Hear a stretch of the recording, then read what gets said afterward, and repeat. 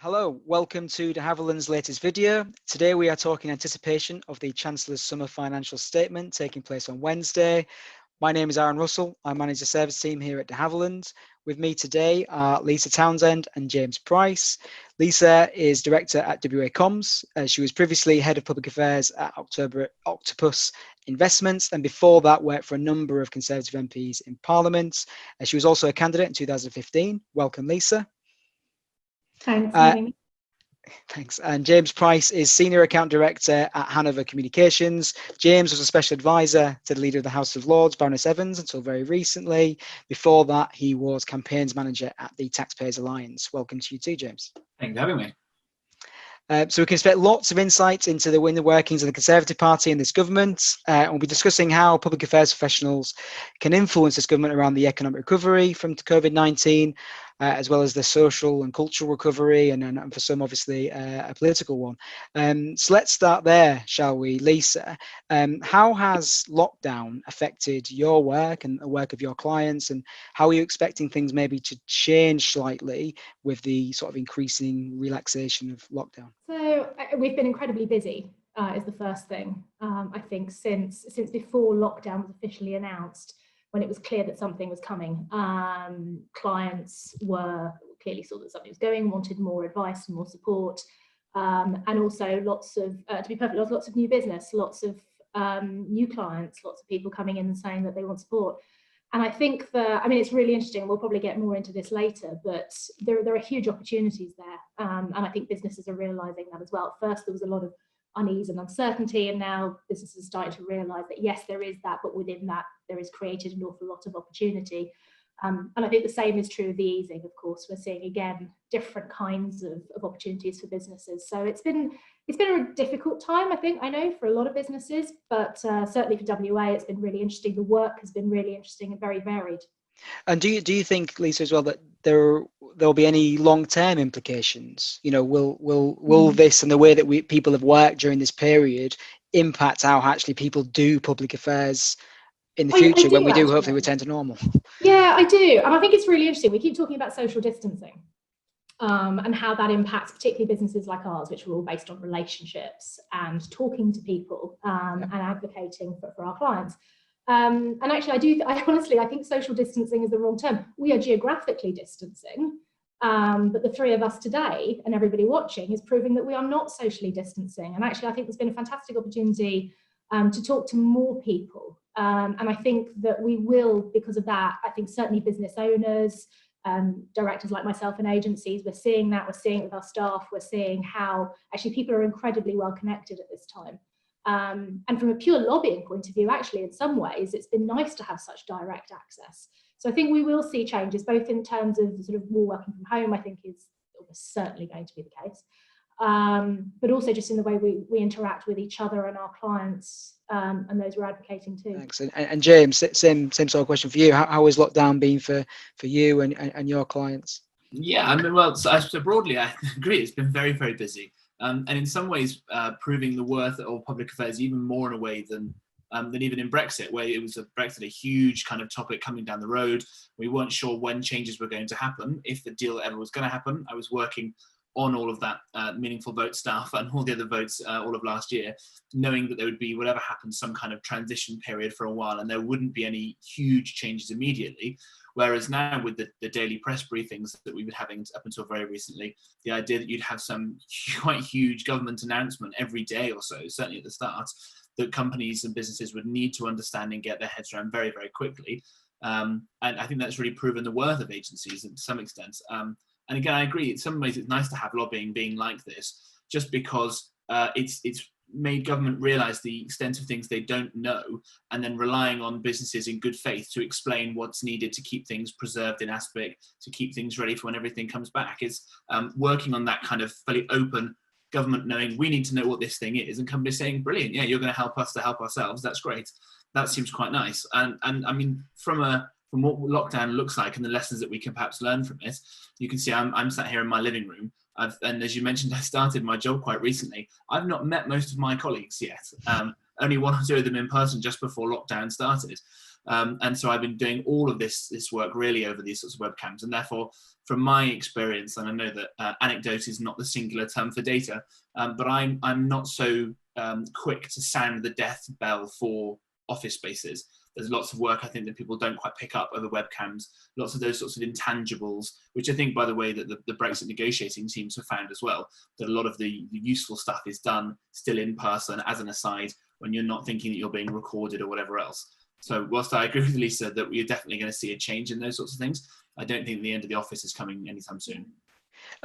So just moving then to the recovery and thinking about the financial statement on Wednesday, but just before we get to that, the Prime Minister gave a speech last week with the very clear message: build, build, build. James, let's start with you. What were your thoughts on the speech, and what were your clients' general feelings about it? I think it's nice to hear government getting back onto this sort of optimistic note that it was hoping it would get to do for all of 2020, I suppose. We have, of course, heard plenty of previous prime ministers talking about building lots, and they have middling records, some of them, on getting houses built. But I do think it's a sort of panacea answer to most problems in public policy, aside from the coronavirus, of getting building and housing in particular going again, in terms of sort of intergenerational unfairness and issues, and that comes along in terms of it being just having to travel quite long distances, say in London, to get to places of work, and unlocking all kinds of other investment infrastructure opportunities. So if Boris really can cut through the Gordian knot that is the planning system, and it seems from what we're hearing, that's got a lot of Dominic Cummings backing in it as well, and the acknowledgement of just how much the system, all kinds of parts of the economy, get really gummed up by the quite dysfunctional planning system. If he gets that going, then that's fantastic for business and for individuals alike. Do you think they will? Do you think they will? Do you have the optimism of Boris that they will be able to do it? I am ever the optimist on these sorts of things, and not just because I'm hoping to buy a house one day in the next 25 years. And Lisa, your thoughts? What have clients' response been to? Yeah, I think the response has been largely positive. I suppose my thought is, it's more Boris, isn't it?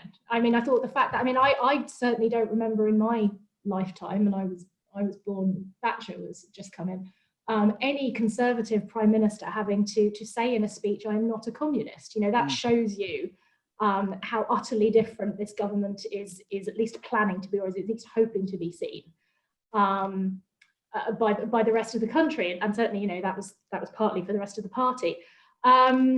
James is right. This sort of build was absolutely there. It was, it was a very exciting speech. It was a very Boris speech. It was full of sound bites. It was great fun to watch. I suppose, if you're going to be cynical about it, it was very opportunistic.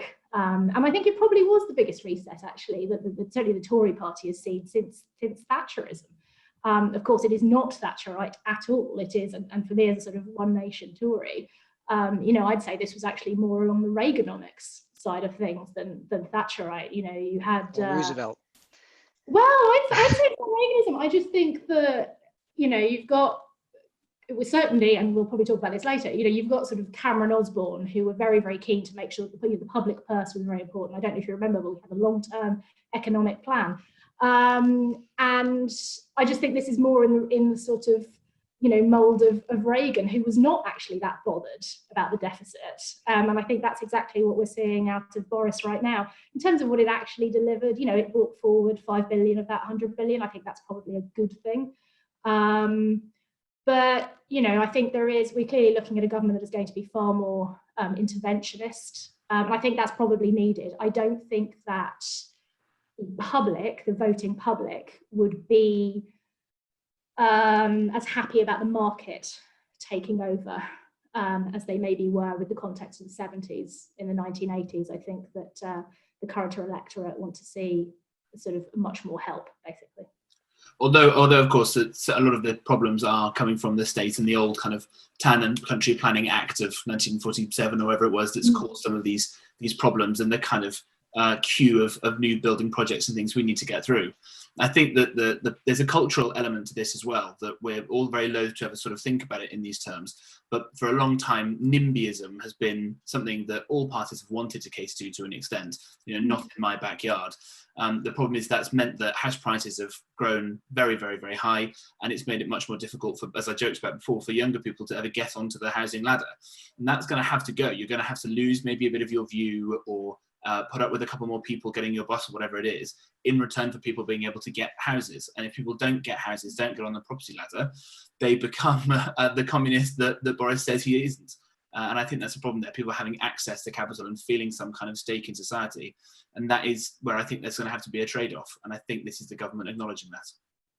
Yeah, I think they absolutely do see that. And also what they're looking at is very different. We know from polling that those voters in those sort of red wall, now blue wall seats are far more economically left-wing than perhaps traditional Conservative voters are. The Brexit support is baked in, right? They know that, that's a given. There's only so much mileage you get out of that, but they are absolutely going to demand signs of economic recovery. Yeah, I mean, we'll touch a little bit on the differences between this administration and kind of previous ones as well. But so just thinking about the actual response then to the pandemic, because my personal feeling is I think that speech would have happened anyway, regardless of COVID-19, probably, looking at the manifesto. But thinking about the actual response to the pandemic, and obviously the rather dramatic impact it's had on the economy, is happening on Wednesday with the summer statements. It isn't an emergency budget, just as last week wasn't a relaunch. What are you both expecting from Wednesday's statement? Lisa, if you can go first. Well, I suppose if last week was build, build, build, then this week is going to shoot Keir Starmer's fox of jobs, jobs, jobs, isn't it? It makes it very, very difficult for the Labour Party to keep going on about, the government must put more money into jobs if Rishi turns around and does exactly that very, very quickly, which by all accounts is exactly what he's about to do, with money into apprenticeships and skills. Because without doubt, the most immediate crisis after the health one that's facing the government right now is one of unemployment. So I think that, that has both a sort of political narrative that's going to be incredibly important, but also is just going to be needed. So I think we'll see a lot of that. That will deal quite nicely with some of the Labour stuff. I think we're going to see some green. We keep hearing about green growth. That's going to have to be an element of it as well. We've seen the 1.87 million for obviously arts and culture, massively important. I think also the local element of it, that which brings us back to levelling up. I'd agree with you. I think everything that we're going to see isn't going to be necessarily massively new, apart from some of the job stuff. But in order to level up, a lot of this stuff is going to have to be done anyway. And like you said, Arran, it's in the manifesto. So yeah, I think we're going to see a lot of measures to counter those areas. James, anything you're particularly looking out for? Yeah, I agree with all of what's been said there, and the levelling up in particular, of trying to get some of that training and reskills investment into places that aren't London and the southeast.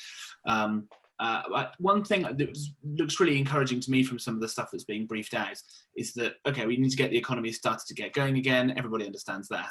But instead of it just being spend, because there's been an awful lot of that already, there seems to be a sort of loosening in terms of fiscal policy, of talking about getting rid of stamp duty on houses to get houses going again, talking about a VAT cut, which I'm slightly skeptical in technical terms of how much that influences people's spending.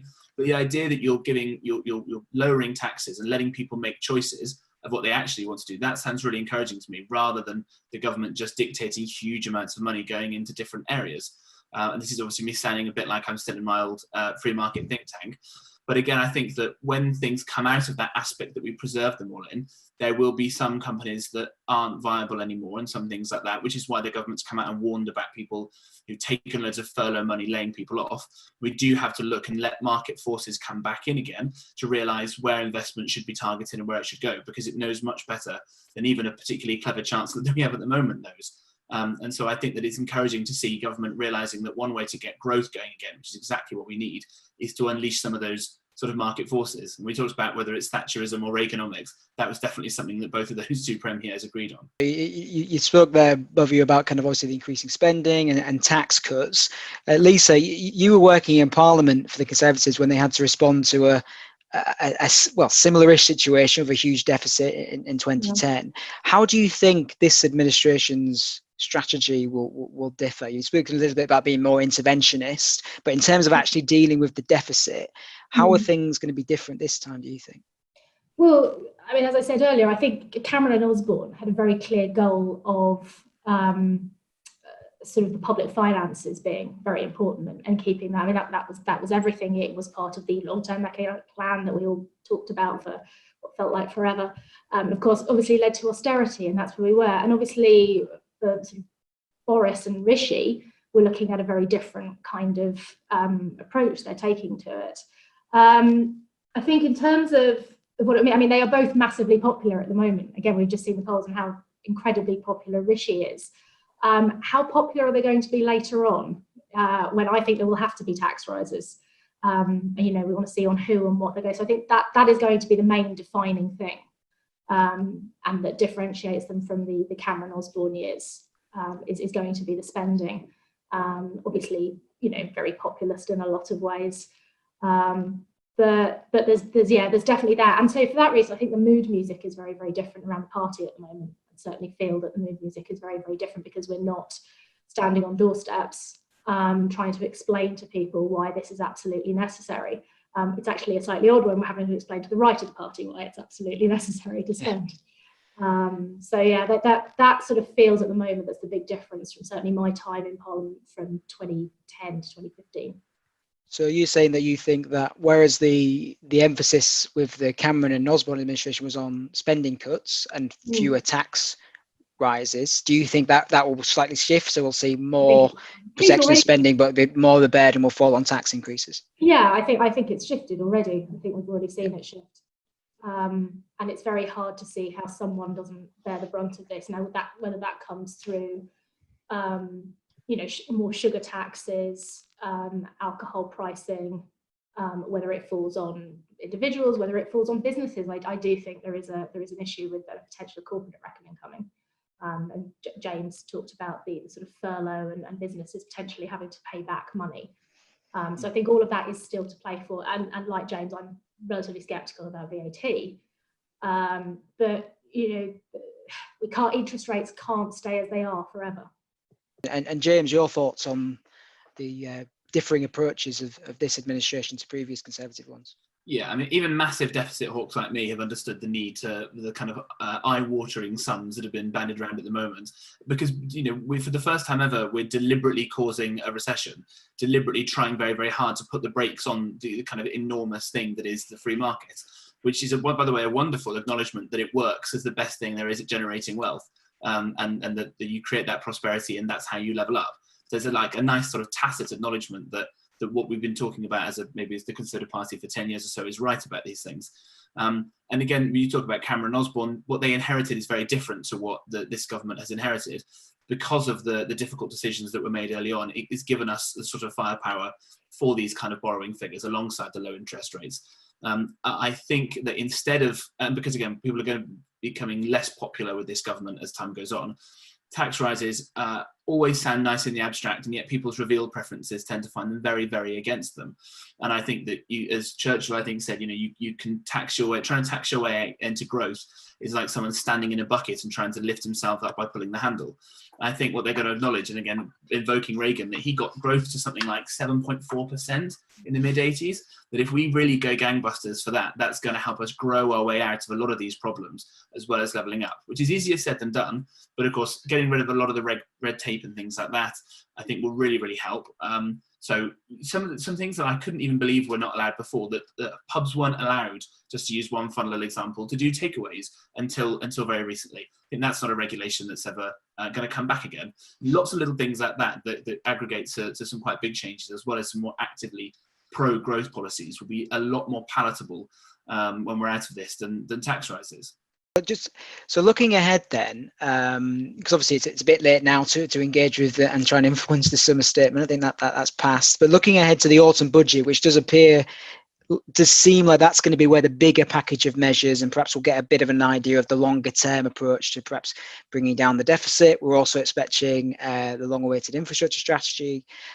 Given the relatively new setup of the way that the Treasury and Number 10 are operating, which is obviously, and the kind of centralisation of power and decision making. How are you advising your clients to engage with this government if they're wanting to influence it? So James, just as someone that's just come out of working in this government, how are you advising your clients on how to engage and influence administration? Let's say if they want some support for their sector, or they've got some fantastic idea of how to ensure a great economic recovery. Yeah, I mean, I don't want to be accused too much of toadying up to anybody, but it does seem like that new joint unit is working very well at the moment. And actually, when you think about how those sort of old Brown Blair years, just how dysfunctional that was, you can see why it was that they were so desperate for this to happen. Again, one of the few big successes of Cameron and Osborne's time was how well number 10 and number 11 seemed to work together. So I think that is an appealing setup that they've managed to create. I think that because Dominic Cummings' influence is still very strong in all these things, and he is obsessed with things like R&D and technology and all these sorts of very futuristic, wonderful things. I think if any client has anything like that they can then angle in those sorts of ways, you have to read his blog if you can stomach the fact that it needs a good editor. There's some fascinating, brilliant ideas in there, the kind of idea of a British DARPA and all those sorts of things. And again, the growth that those new technologies can bring, in particular, to areas that sort of often get left behind.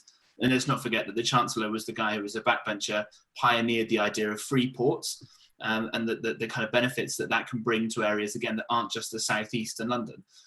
So if you can think of ways to level up in other parts of the country, where again, labour is cheaper, and there's all sorts of untapped opportunities, and even without reforming planning, it's easier to get some sort of planning stuff done in these other areas, that you will get an awful lot of sort of bonuses from the government. And I think the other thing really is a kind of slightly more quid pro quo desire from the government, that for so long, maybe almost 10 years, the Conservatives have been trying to do nice things, people have been wanting to get things out of them, and yet no company can help but give them a good kicking all the time.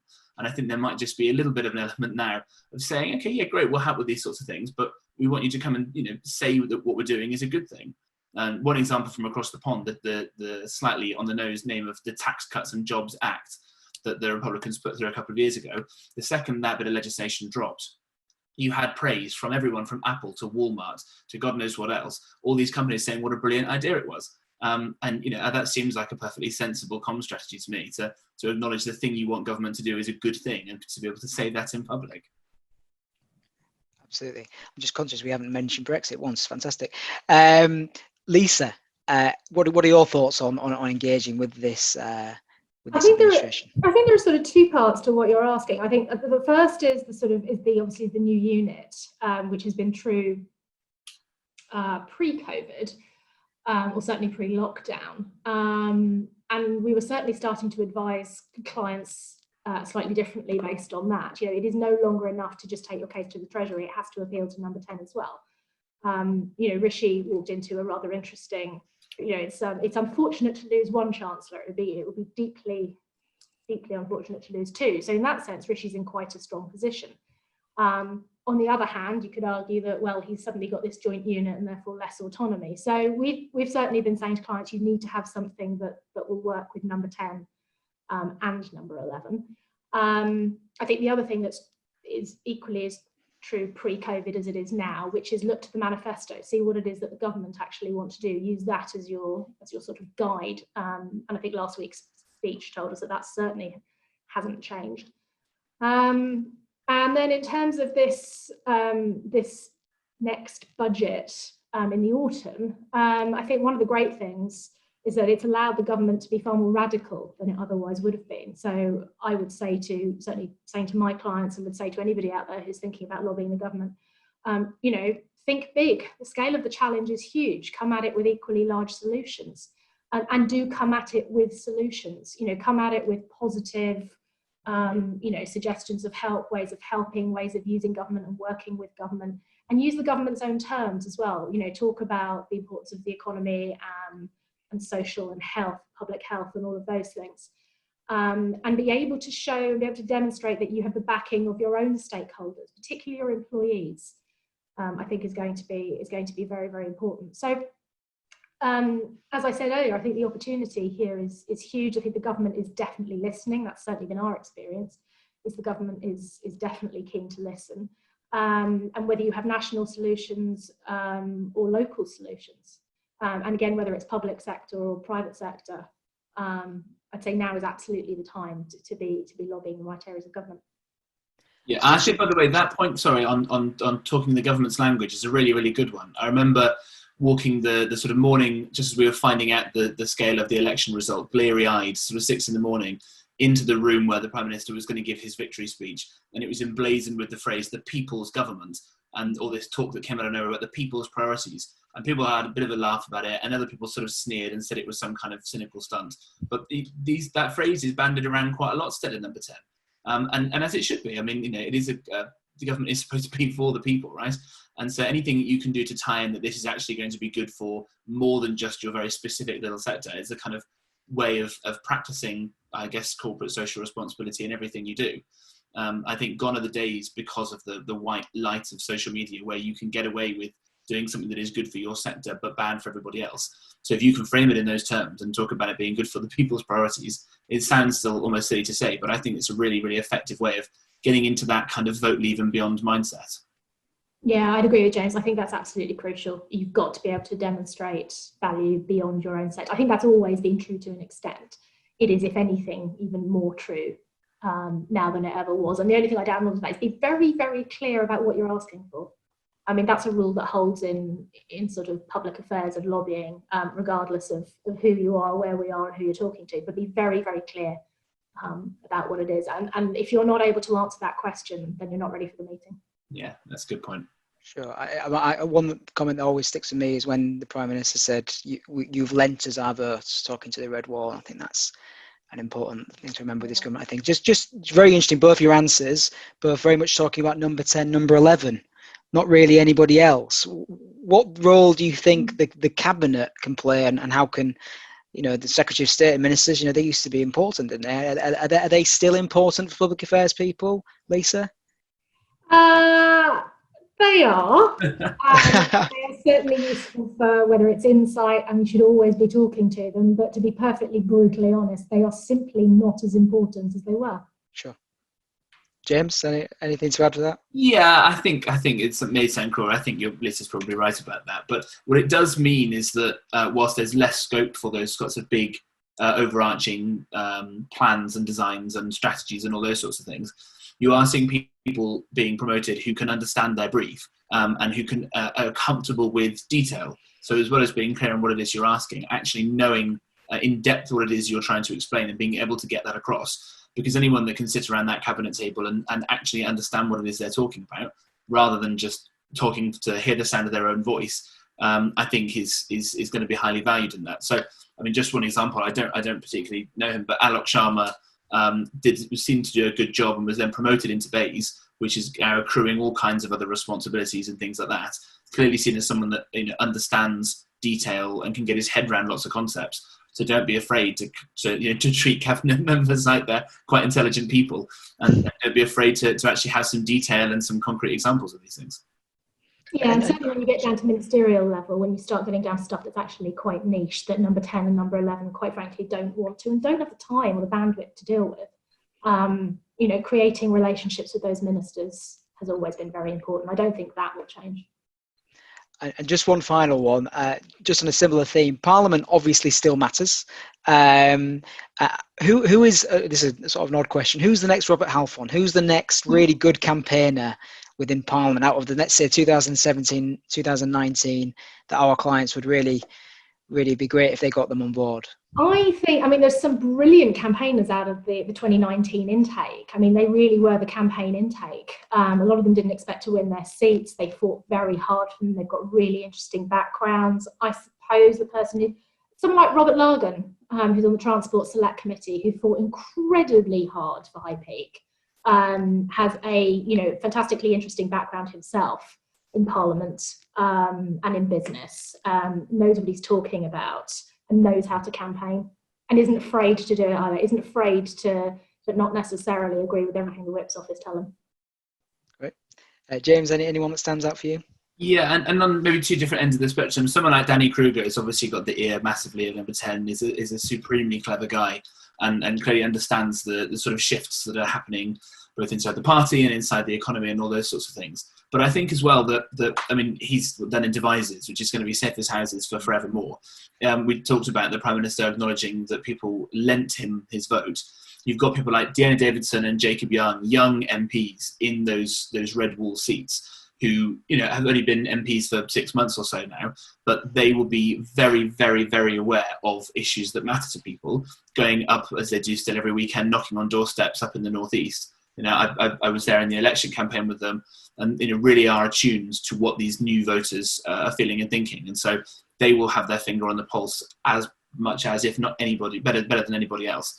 And I think that those people are going to only grow into those roles and really should be listened to for still not being entirely Westminster insiders, and the fact that they know what non-traditional Conservative voters think and feel.